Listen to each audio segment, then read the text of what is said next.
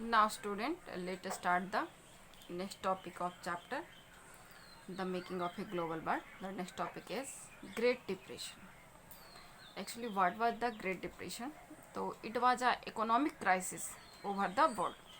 पूरे वर्ल्ड में ये एक तरह का इकोनॉमिक क्राइस था जिसका इफेक्ट जो है पूरी दुनिया पर पड़ा.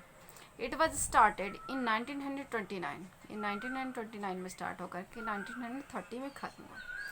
And during this period most part of the world experience catastrophic decline in production, employment, income and trade. Actually इस वक्त जो है पूरे वर्ल्ड में प्रोडक्शन, एम्प्लॉयमेंट, इनकम और ट्रेड में डिक्लाइन देखा गया. सब में जो है कहीं ना कहीं लॉस था. सब धीरे धीरे जो है रिड्यूस हो रहे थे. इसका एग्जैक्ट ग्रेट डिप्रेशन का एग्जैक्ट टाइमिंग और एग्जैक्ट इम्पैक्ट जो है वो नापा नहीं जा सकता है, क्योंकि ये वर्ल्ड के अलग अलग पार्ट पे या अलग अलग कंट्री पे अलग अलग इसका असर था.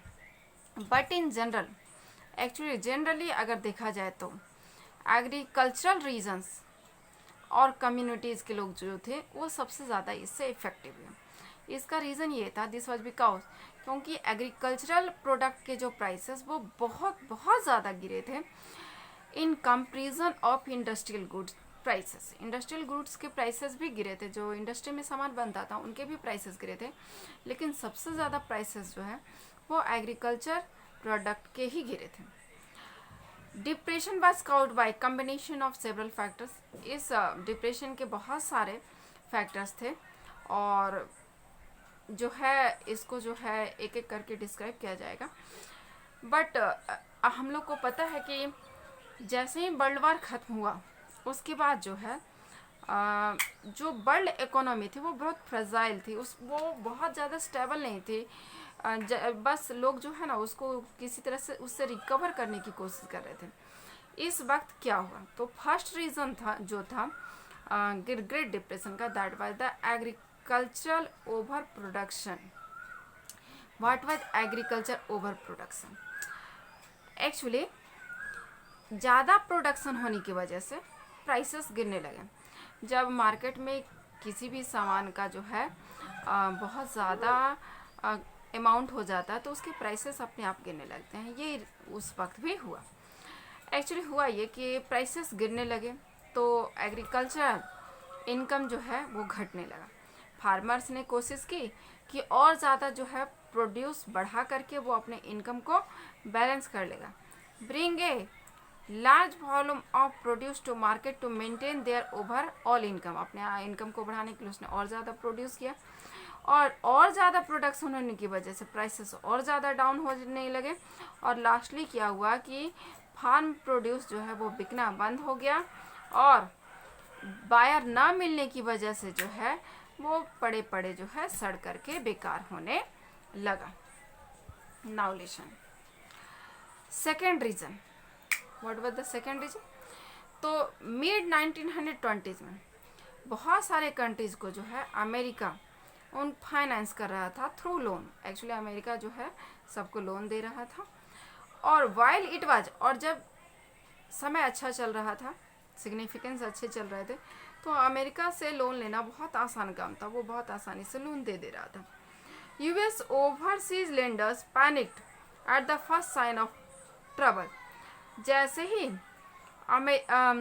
फर्स्ट सिग्नल दिखने लगा कि अब थोड़ा डिप्रेशन में जा रहा है पूरा वर्ल्ड, तो जो अमेरिका के लोग फाइनेंस कर रहे थे वो जो है पैनिक होने लगे. और पैनिक होने की वजह से 1928 में जहां अमेरिका ने पूरे वर्ल्ड को जो है लगभग $1 बिलियन का अमाउंट लोन दे रखा था, एक साल के बाद जो है ये लोन घट करके जो है लगभग 1/4 रह गए, 1/4 में कन्वर्ट हो गया. मतलब सब लोगों ने अपने लोन वापस लेने शुरू कर दिए. अब जो कंट्री भी क्रूशली डिपेंडेंट था यूएस के लोन के ऊपर, अब उसको प्रॉब्लम होने लगा. क्यों? इसका एक एग्जांपल हम लोगों ने क्लास 9 में देखा था, जब जर्मनी को जो है अमेरिका फाइनेंस कर रहा था और जैसे ही ट्रबल आया तो उसने जो है फाइनेंस करना बंद कर दिया. और उसके फाइनेंस बंद करने की वजह से जो है जर्मनी में बहुत ज़्यादा प्रॉब्लम क्रिएट होने लगा था. Now what the next? जैसे ही अमेरिका ने आपने लोन वापस लेने शुरू किए थ्रू इन डिफरेंट वेज, हर तरीके से। तो यूरोप में भी इसका बहुत ज़्यादा असर पड़ा, वहाँ के बहुत सारे मेजर बैंक कोलैप्स कर गए और करेंसीज पर भी इसका असर पड़ने लगा। करेंसीज भी अपने वैल्यू खोने लगे। इवन कि ब्रिटिश पाउंड स्टर्लिंग के भी जो है वैल्यू घटना शुरू हो गया। लैटिन अमेरिका और एल्सवेयर और जो अलग जगह पे जहाँ पर एग्रीकल्चर प्रोड्यूस बहुत ज़्यादा हो रहा था या फिर रॉ मटेरियल जो थे इंडस्ट्रीज के, उन सब के प्राइसेस बहुत ज़्यादा गिरने लगे। अमेरिका ने अपने इकोनॉमी को प्रोटेक्ट करने के लिए जो है इंपोर्ट ड्यूटीज़ को डबल कर दिया। मतलब इंपोर्ट ड्यूटीज डबल करने का मतलब ये हुआ कि अब वो अपने कंट्री में बाहर से कोई सामान लाना नहीं चाहता था। अनदर सेवर ब्लो हुआ और इसकी वजह से इसका असर पूरे वर्ल्ड पर पड़ा।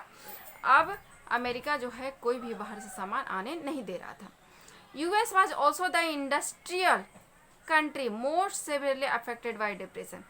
खुद इस ग्रेट डिप्रेशन का असर अमेरिका पर भी जबरदस्त पड़ा। कैसे? जब प्राइसेस गिरने लगे with the fall in prices the prospect of A depression, US bank had also slash domestic lending and called back loan. जैसे ही पता चला कि ग्रेट डिप्रेशन आने वाला है, प्राइसेस सब जगह गिरने लगे, तो अमेरिका के बैंकों ने जो लोन दे रखा था उसने मांगना शुरू कर दिया।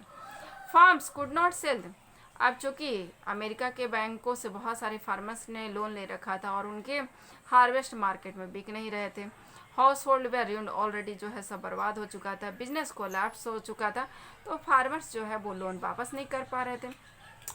Faced with falling income many house hold in USA could not repay.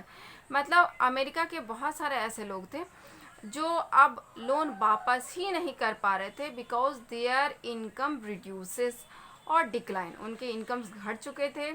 उन लोगों ने जो है बहुत पर्पस से लोन ले रखा था, एग्रीकल्चर के पर्पस से भी ले रखा था, और जो अर्बन डेवलपर थे उन लोगों ने जो है घर बनाने के लिए, कार खरीदने के लिए, कंज्यूमर ड्यूरेबल्स और जो घर के कुछ सामान होते हैं वो सब खरीदने के लिए भी लोन ले रखा था, जिसको हम लोगों ने मास प्रोडक्शन में पढ़ा था। तो ये लोग भी अब लोन वापस नहीं कर पा रहे हैं। कंज्यूमरिस्ट प्रोस्पेरिटी जो कि 1920s में मास प्रोडक्शन की वजह से दिख रही थी, वो अचानक से लगा जैसे कि हवा में घुल हो गई। अनएम्प्लॉयमेंट जो है वो बढ़ने लगा। People tracked long distance for looking for any work they could find. लोग जो है काम की तलाश में एक जगह से दूसरी जगह बहुत दूर दूर तक आने जाने लगे। अल्टीमेटली यूएस का जो बैंकिंग सिस्टम था वो खुद ही कोलैप्स कर गया। क्यों? क्योंकि ये अपने लोन वापस नहीं ला पाया। अनेबल टू रिकवर, ये अपने इन्वेस्टमेंट को वापस नहीं कर पाया, लोन कलेक्ट नहीं कर पाया। रीपे डिपोजिटर, बहुत सारे जो उसके डिपोजिटर्स थे उनको भी ये वापस नहीं कर पाया पैसा। थाउजेंड्स ऑफ बैंक वेंट, सब वहाँ के हजार बैंक जो है बैंकक्रप्ट हो गए एंड वे are forced to close. Lastly वो बंद कर दिए गए। The numbers are phenomenal. आप नंबर देखेंगे तो आश्चर्य होगा कि इतने सारे बैंक ऐसे बंद हो गए। 1933 में लगभग 4000 बैंक बंद हो चुके थे। 1929 से लेकर के 1932 के बीच जो है लगभग 1,10,000 कंपनी जो है वो बंद हो चुकी थी।